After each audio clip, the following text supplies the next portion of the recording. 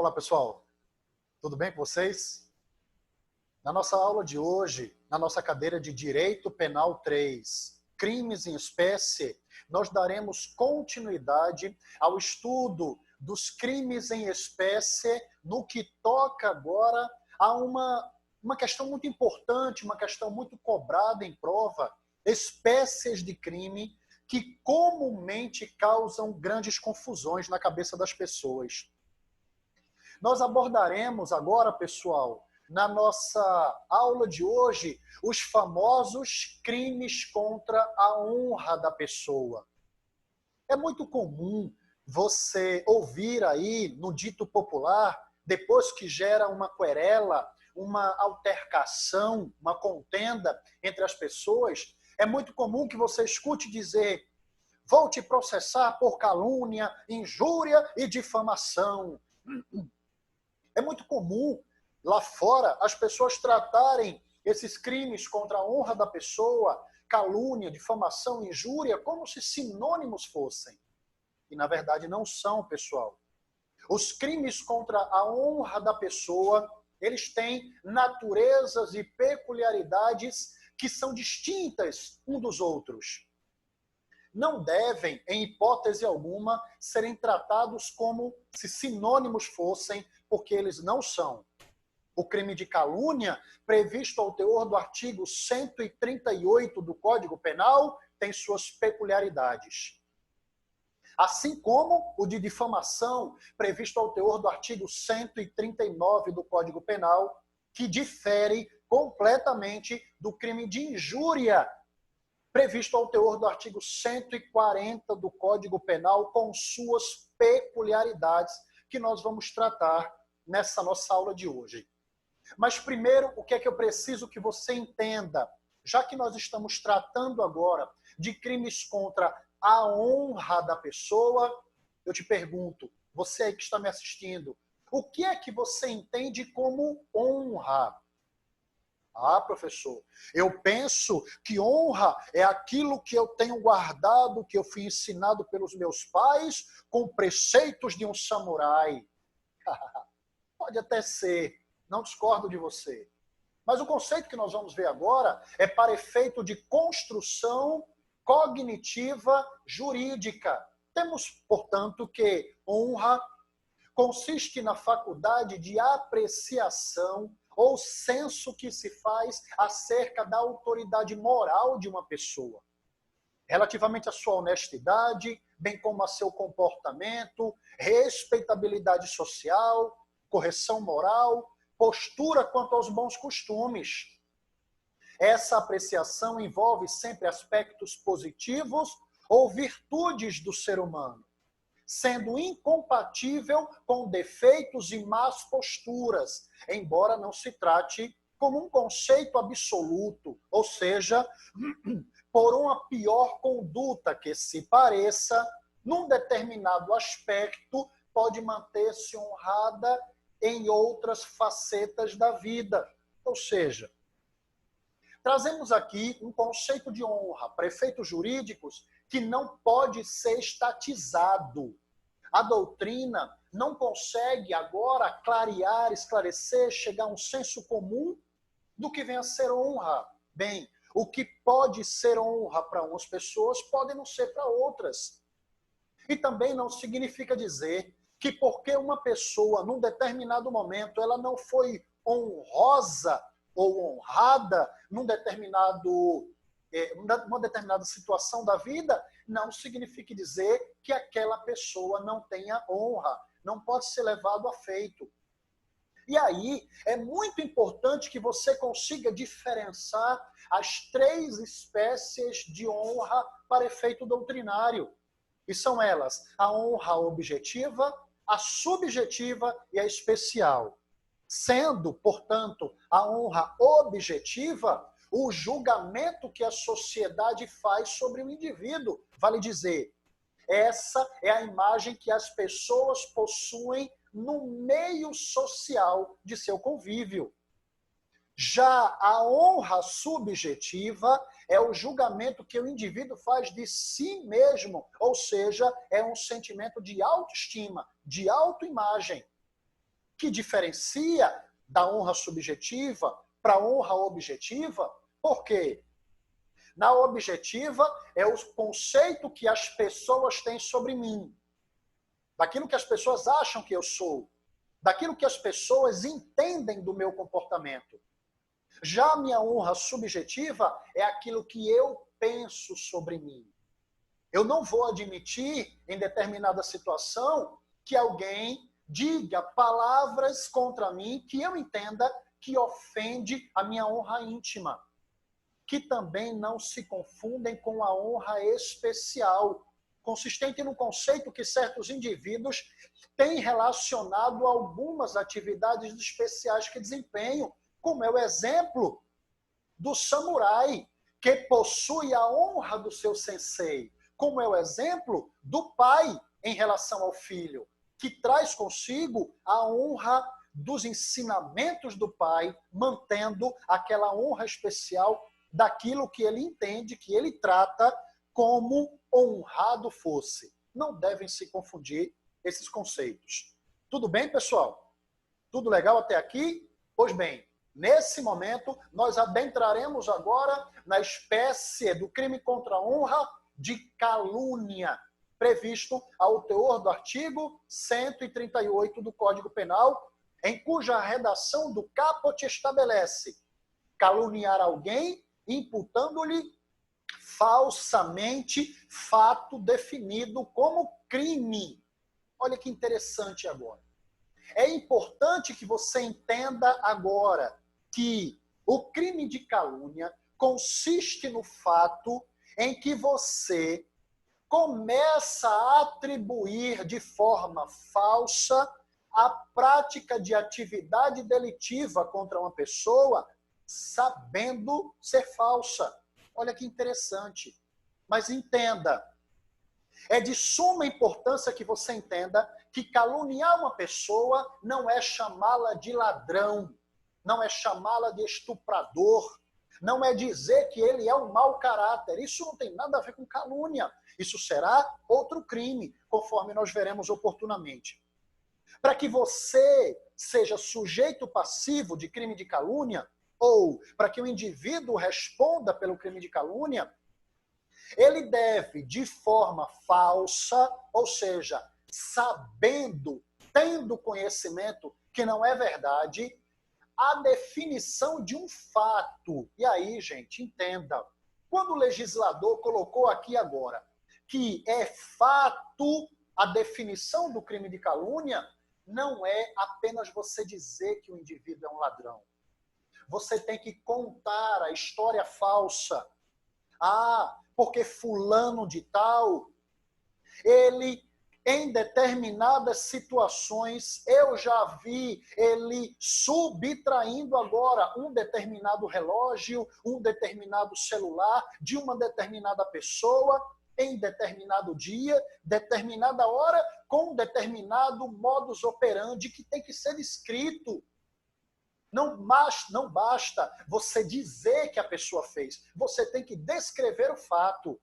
E o fato, conforme estabelece o legislador, aqui está, é um fato definido como crime.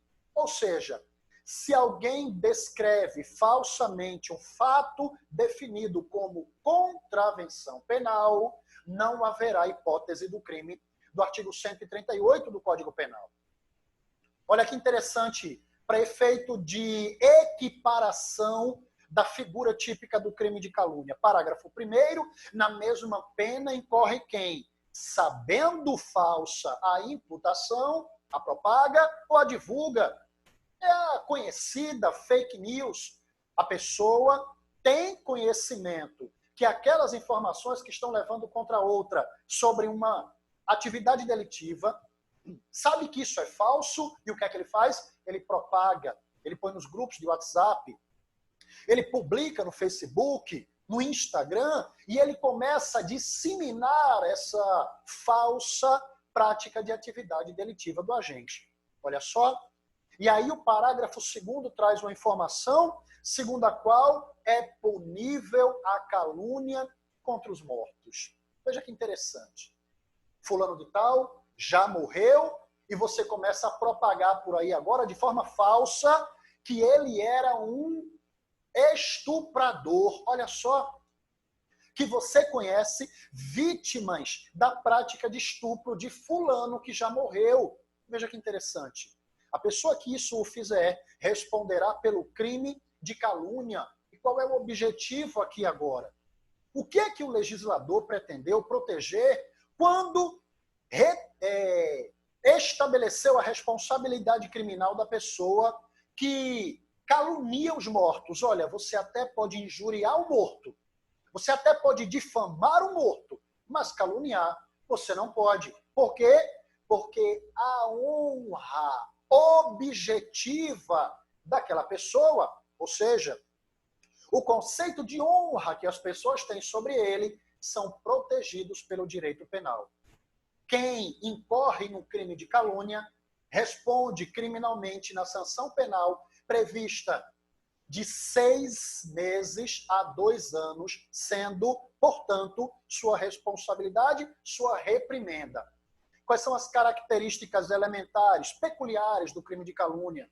São elas: a honra atingida é a honra objetiva. Os meios de execução do crime de calúnia pode ser verbal, pode ser por gesto, pode ser por símbolos e admite-se até a forma escrita. A consumação acontecerá no instante em que terceira pessoa tomará conhecimento dos fatos imputados como crime de forma falsa. A tentativa, em regra, não se admite, a não ser pela forma escrita. Então imagine, por exemplo, que você escreve uma carta e envia para uma determinada pessoa.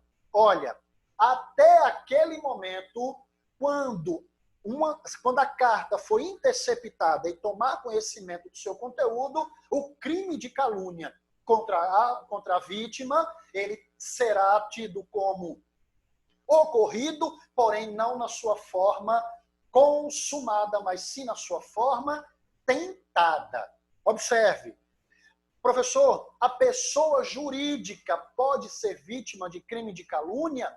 Pode, mas somente em uma hipótese, na hipótese de crimes ambientais. Então, você chega agora e começa a propalar que a empresa tal, como uma empresa Vale, por exemplo, imaginemos agora, uma mera hipótese simbólica, apenas a guisa de exemplo, você começa a dizer agora que constantemente a Vale do Rio Doce, ela fica desprezando dejetos contaminados para prejudicar as pessoas daquela circunvizinhança. Olha só, você pode responder pelo crime de calúnia contra a pessoa jurídica, mas somente nas hipóteses de crimes ambientais. O crime de calúnia admite a exceção da verdade. E o que é a exceção da verdade, professor? A exceção da verdade, previsto no parágrafo 3º do artigo 138 do Código Penal, é a prova da verdade. O parágrafo 3º estabelece: admite-se a prova da verdade, salvo, exceto, ou seja, em regra, o crime de calúnia admite prova da verdade. Ou seja, você conta um fato definido como crime e a pessoa processa você criminalmente pelo crime de calúnia. Aí o que é que você faz? Em sede de resposta à acusação, você diz: não, não, não, não, não. Eu não estou mentindo. O fato que eu narrei é criminoso, sim, mas não é falso, não. É verdadeiro e eu provo. Então, em regra, admite-se a prova da verdade. Porém, não se admitirá nas 3 hipóteses dos incisos do parágrafo 3º. E são elas: não se admite a exceção da verdade se, constituindo o fato imputado crime de ação privada, o ofendido não foi condenado por sentença irrecorrível. Ou seja, olha que interessante. Imagine agora que eu estou falando de crime de calúnia em cuja ação de iniciativa privada não foi processada ainda, não foi julgada, não teve sentença irrecorrível e você não pode provar ainda a verdade enquanto durar o processo. Hipótese 2. Se o fato é imputado em qualquer das pessoas indicadas no inciso 1 do artigo 141 da Constituição Federal. E são eles o presidente da República ou chefe do governo, de governo estrangeiro. Então, você não pode atribuir fato definido como crime contra o presidente da República e nem contra a chefe de governo estrangeiro, mesmo podendo provar a verdade. Por quê? Porque a prova da verdade não se admite. E aqui, pessoal, o legislador pretendeu proteger a figura do chefe do Poder Executivo Nacional, bem como do chefe de governo estrangeiro dentro do território nacional. E 3, não se admite a prova da verdade se do crime imputado, embora de ação pública, o ofendido foi absolvido por sentença irrecorrível. Ou seja, você estabelece agora que o camarada cometeu um determinado crime, o crime ainda de ação pública, ou seja, um crime de roubo, você diz que ele cometeu o crime de roubo, porém, ele já foi processado pelo crime de roubo e ele foi absolvido pelo crime de roubo. Você não pode sair dizendo por aí que ele cometeu aquele crime. Você não vai poder provar a verdade. Por quê? Porque não há verdade. Se ele foi absolvido, então ele não praticou o crime. Ok, gente? Aqui é muito importante você diferenciar essas 4 figuras penais. Os tipos penais de calúnia, desse que nós estamos estudando agora, para denunciação caluniosa, do artigo 139 do Código Penal, comunicação falsa de infração penal, do artigo 340 do Código Penal, e autoacusação falsa, do artigo 341 do Código Penal, não se confundem em hipótese alguma. Não, professor? Claro que não. Por quê, professor? Bom, o crime de calúnia, esse que nós estamos vendo no artigo 138 do Código Penal, é atribuir falsamente fato definido como crime contra o indivíduo. Agora, a denunciação caluniosa, e eu já chamo você aqui agora para você acompanhar comigo a redação do artigo 339 do Código Penal, olha só, dar causa à instauração de investigação policial, de processo judicial, instauração de investigação administrativa, inquérito civil ou ação de improbidade administrativa contra alguém, imputando-lhe crime de que eu sabe inocente. Tá vendo, professor? É a mesma coisa. Claro que não, gente. No crime de calúnia, você só está falando, verbalizando, comunicando a história e disseminando a mentira. Aqui, você leva o conhecimento para as autoridades que fulano de tal teria praticado determinado crime, somente que sabe que é falso. As autoridades públicas agora desenvolvem a máquina pública a fim de investigar aquela suposta infração. A Polícia Civil desenvolve agora investigação, inquérito policial, envia os autos para o magistrado que desenvolve uma ação penal, a toda uma máquina pública que é movida, quando na verdade nada houve. Tudo que você fez foi mentira. Logo, você terá responsabilidade pelo crime de denunciação caluniosa, previsto ao teor do artigo 339 do Código Penal, cuja pena será de reclusão de 2 a 8 anos. Observe que o crime é bem grave frente ao crime de calúnia, que inclusive é de menor potencial ofensivo. Beleza, gente? Mas também não confunda com denunciação caluniosa com comunicação falsa de infração penal, previsto ao teor do artigo 340 do Código Penal. Olha que interessante. O artigo 340 estabelece comunicação falsa de crime ou de contravenção. E aí você já vê a diferença da calúnia. Aqui, provocar a ação da autoridade comunicando-lhe a ocorrência de crime ou de contravenção que sabe não ser verdade. Aqui é o que nós conhecemos pelo crime de trote. Olha, pegar o telefone ligar para a polícia e dizer: ei, um determinado crime está sendo praticado aqui, em tal lugar, sabendo ser falso. Não há, eventualmente, prática de crime algum. Cuidado, que a conduta de trote é considerada crime no Código Penal, cuja pena será de 1 a 6 meses ou multa, que também não se confunde com o crime do artigo 341 do Código Penal, que é o crime de autoacusação falsa. É aquele que acusar-se perante a autoridade de crime inexistente ou praticado por outrem.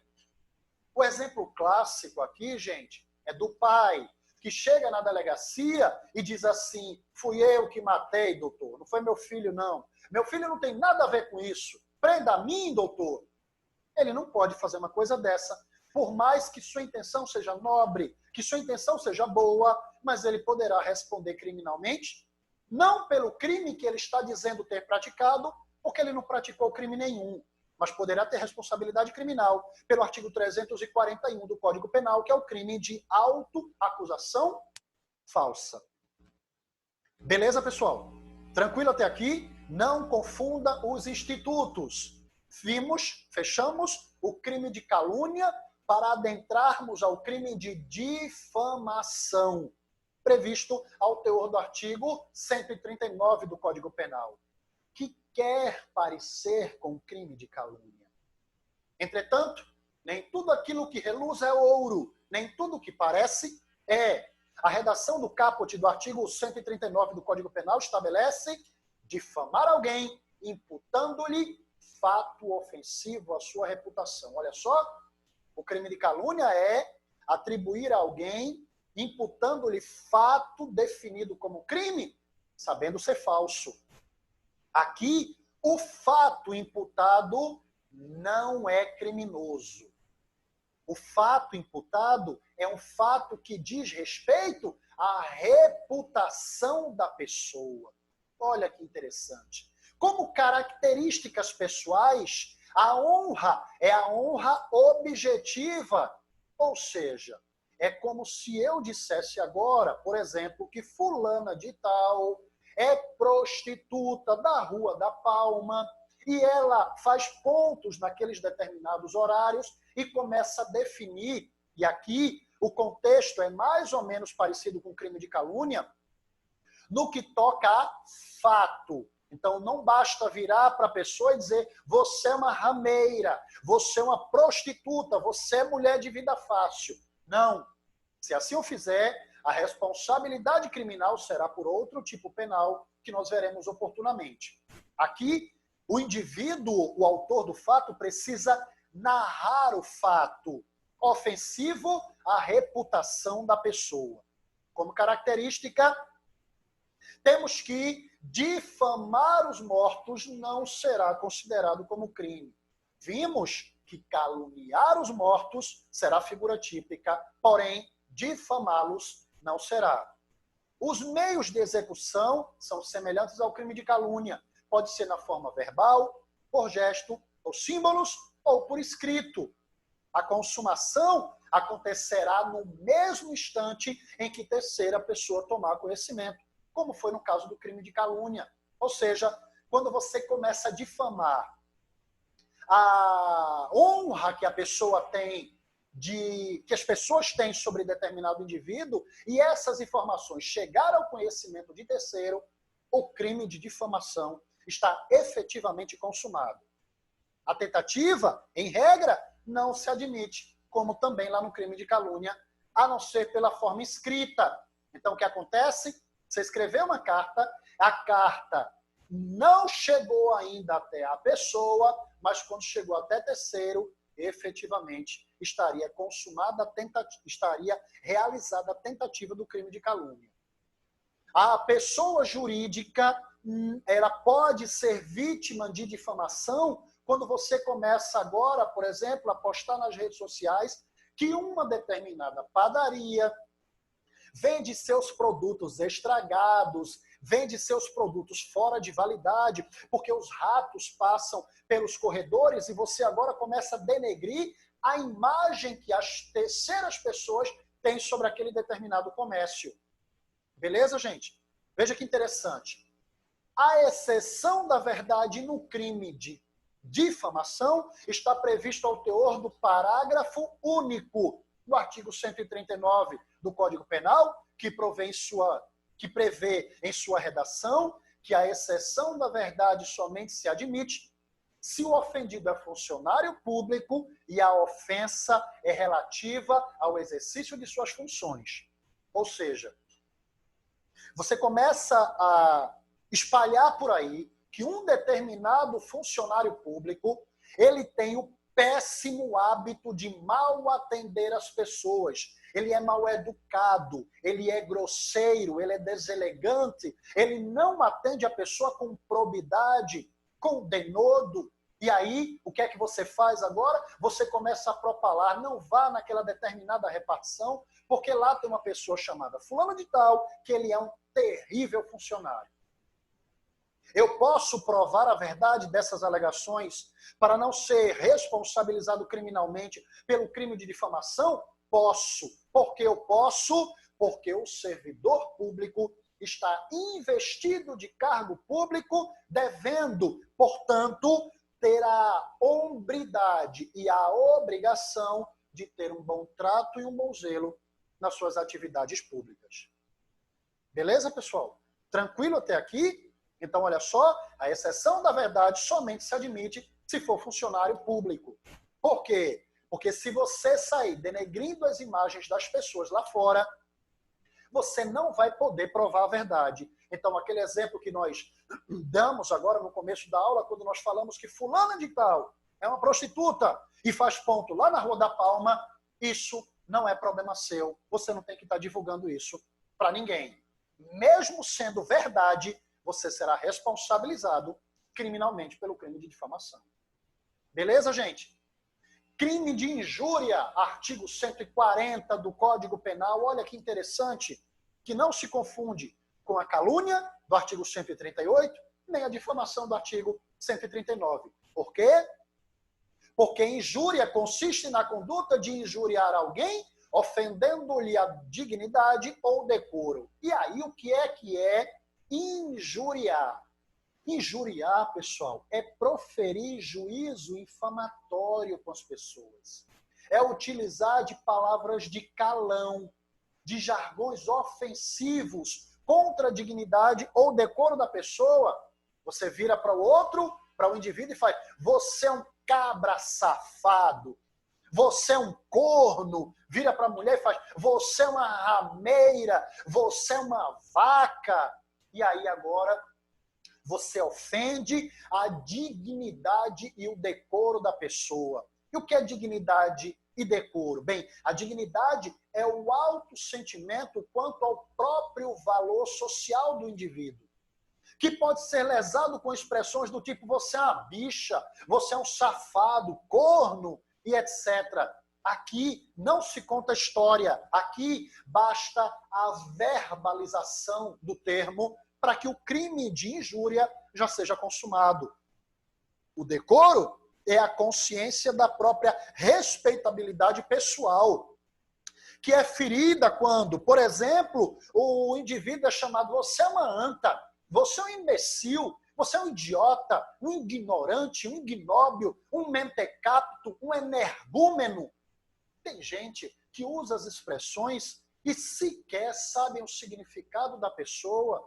Olha, você sabe o que quer dizer a palavra energúmeno? Gente, energúmeno significa possuído de demônio.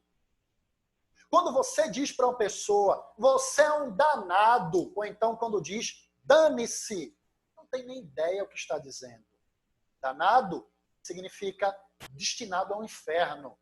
E dane-se significa vá para o inferno. Olha só como se desejar algo com essa gravidade para um ser semelhante a você mesmo. Interessante é que a dignidade e o decoro abrange os atributos morais, físicos e individuais de cada cidadão, de cada pessoa. Tem pessoas que não tem problema nenhum. Os amigos viram um para o outro e dizem assim, e aí, seu corno? Aí o outro faz, fala, cabra safado. Tudo certo? Tá tudo bom, seu verme. E tu? Rapaz, tu é um sem vergonha mesmo. Tá tudo bom, rapaz, nunca mais eu te vi. Mas outras pessoas não vão admitir esse tipo de conduta. Tenha cuidado, responsabilidade criminal. As características do crime de injúria são a honra atingida será a honra subjetiva do indivíduo, ou seja, aquela que ele tem a seu próprio respeito, independente do que pensam sobre si. Injuriar aos mortos não é responsabilidade criminal, é impossível de responder criminalmente. Exceção da verdade é inadmissível, pois não se prova um xingamento. Imagine agora, eu viro para você e digo assim, cabra safado, já xinguei. Como é que eu vou agora provar que eu xinguei? Precisa provar, já xinguei. Você não pode sair por aí xingando as pessoas, utilizando termos de calão, palavras de impropério, você não pode fazer isso.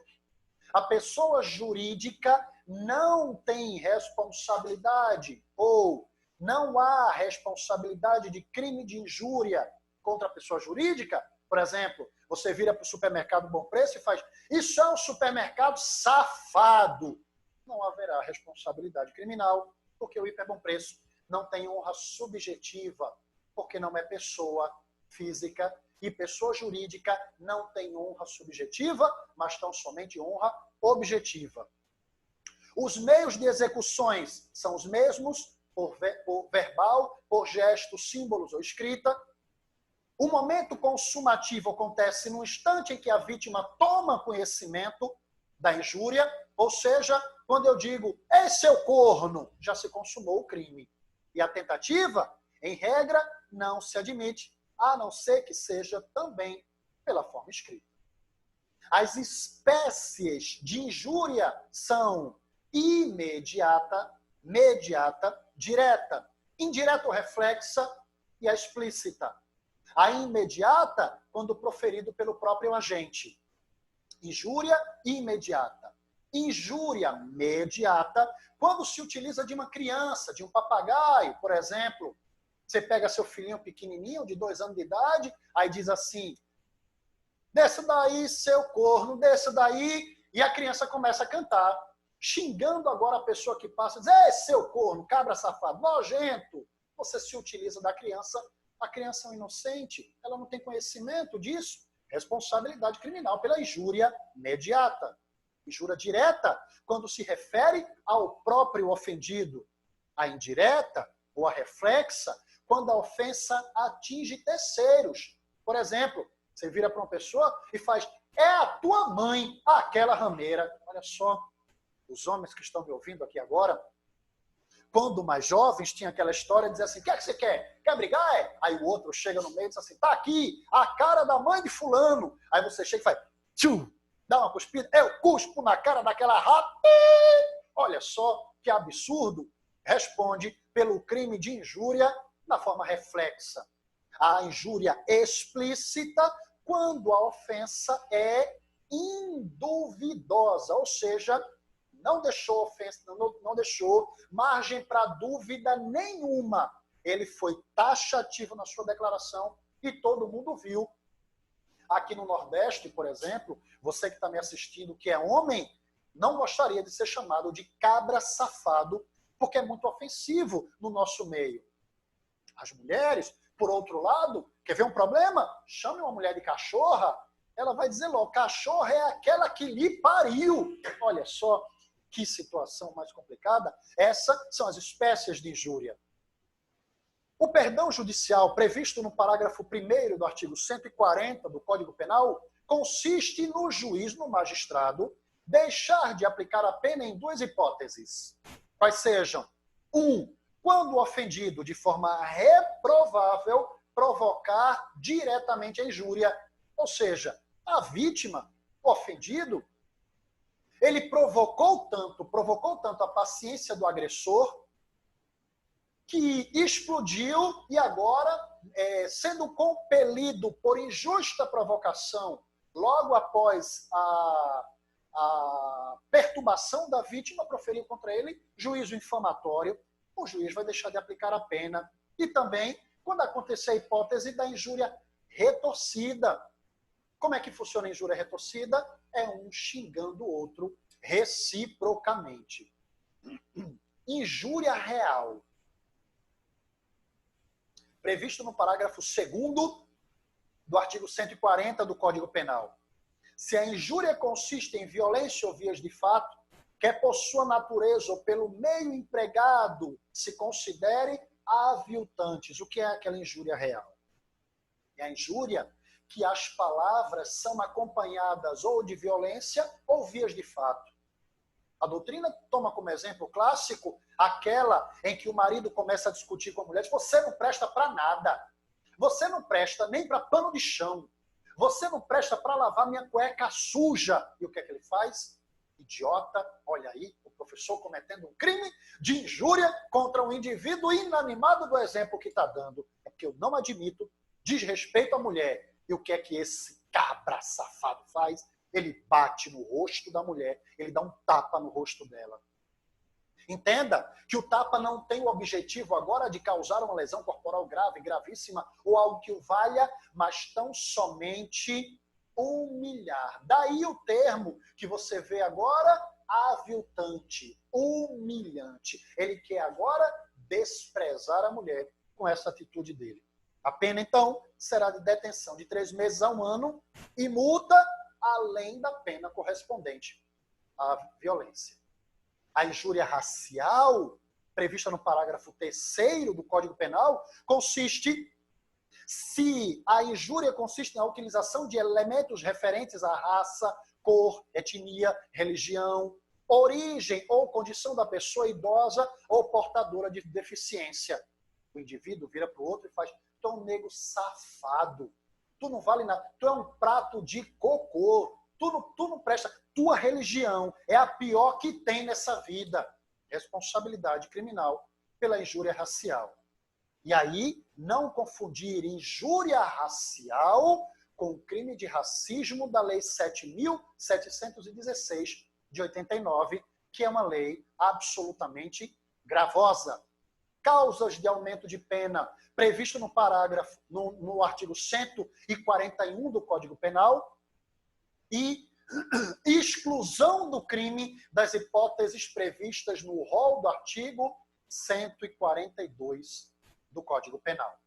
As formas de retratação previstas nos parágrafos 143, 144, 145 e parágrafo único do 145 do Código Penal, o professor quer ganhar esse tempo, já que nosso tempo é muito apertado, para não precisar estar fazendo leitura da letra de lei. Você pode conferir isso aí quando estiver estudando a aula, e aí você já sabe. Qualquer dúvida, faça suas observações, anote, pergunte, fale com o professor lá no WhatsApp, que qualquer dúvida, estamos aqui para esclarecer. Beleza, pessoal? Valeu, mais uma vez, muito obrigado por tudo. Até a nossa próxima aula, se Deus assim permitir. Um abraço.